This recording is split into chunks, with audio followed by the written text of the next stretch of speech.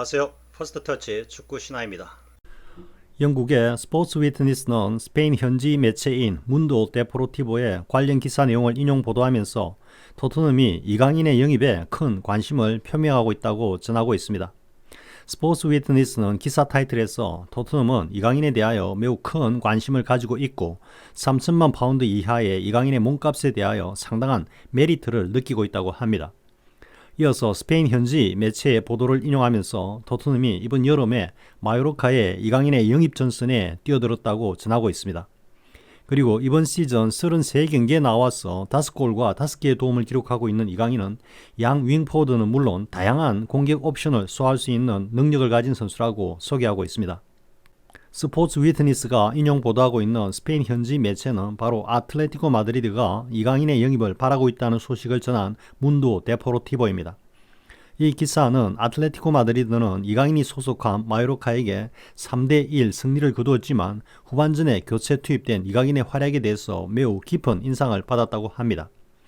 올해 초에 아틀레티코 마드리드가 영입 관심을 보였던 이강인이었고 만약 이강인이 아틀레티코로 온다면 이강인의 경기력은 물론 상업적인 측면에서도 아틀레티코에게 상당한 메리트가 있을 거라고 평하고 있습니다. 그런데 이강인을 영입하는 데 있어 아틀레티코 마드리드의 강력한 경쟁자로 토트넘이 등장하였고 데포르티보의 기사에 따르면 토트넘은 공격수로서 다양한 역량을 가진 이강인의 영입에 적극 나서고 있다고 합니다.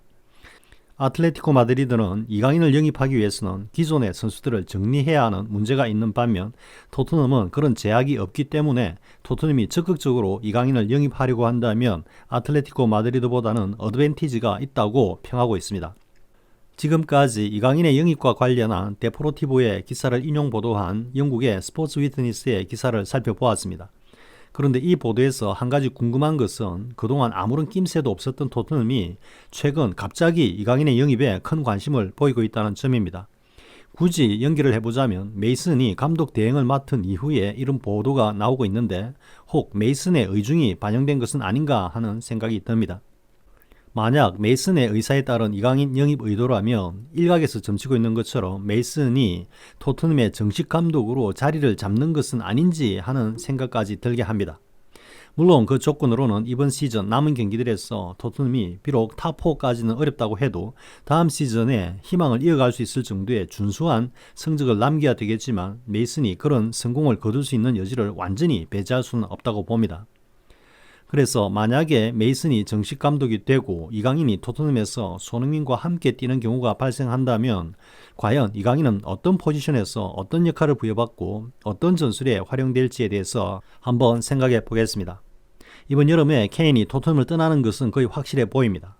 레비가 1억 파운드 이하로는 심지어는 내년 여름에 케인을 FA로 즉 이적료 한 푼 받지 못하고 내보낸다고 해도 절대로 케인을 팔지 않겠다고 공언을 하고 있는 레비지만 적절한 가격에 케인을 팔 것으로 보이고 무엇보다도 이번 시즌 탑4까지 무산된 상황에서 토트넘을 떠나려는 케인의 의지가 그 어느 때보다도 강하기 때문에 결국은 케인을 레비가 팔 것으로 보입니다. 그리고 케인의 이 빈자리를 히살리송이 메우고 그 서브로 단주마를 활용할 것으로 보입니다. 그리고 손흥민이 이강인과 함께 선발로 나선다면 토트넘의 선발 전형은 4-3-3 전형이 유력해 보입니다. 메이슨이 포체티노 시절에 코치로 있으면서 포백 시스템을 많이 경험했기 때문에 일단 포백을 근간으로 할 가능성이 높아 보입니다.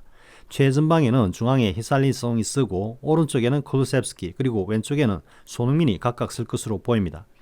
이강인이 자리할 미들라인에서는 중앙에 호이비에르, 오른쪽에 뱅탄쿠르, 그리고 왼쪽에 이강인이 서는 그림을 그려봅니다. 이강인의 이 자리는 아스널의 4-3-3 전형에서 외대고루와 딱 대칭되는 공격형 미들 자리입니다. 이강인은 이 자리에서 중앙의 히살리송을 향한 크로스, 그리고 손흥민과의 연계 플레이를 통한 박스 침투 등의 역할을 할 것으로 보입니다. 그 외에도 코너킥, 프리킥 등 데드볼 상황과 세트피스에서 거의 전담 키커 역할을 맡을 것으로 보입니다.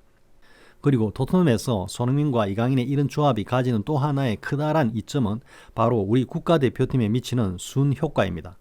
즉 그것은 대표팀에 소집되어 짧은 기간 동안 호흡을 맞추는 것이 아니라 1년 365일을 손흥민과 이강인이 부단히 호흡을 맞추는 훈련 효과입니다. 이런 측면에서 보면 만약 손흥민이 빅클럽이 아니지만 뉴캐슬로 이적을 하는 경우가 있으면 이강인도 뉴캐슬로 이적하는 것이 바람직할 수도 있다는 것입니다. 이강인이 프리미어리그를 간다면 우선적으로 맨시티 행이 가장 바람직해 보이지만 만약에 토트넘에 가게 된다는 것을 가정하여 이강인의 포지션과 그 역할에 대해서 생각해 보았습니다. 레비와 토트넘 구단의 그동안의 행태를 고려해 보면 손흥민은 가능한 이번 여름에 토트넘을 떠나고 이강인은 맨시티나 뉴캐슬로 이적을 할 수 있으면 베스트라고 하겠습니다.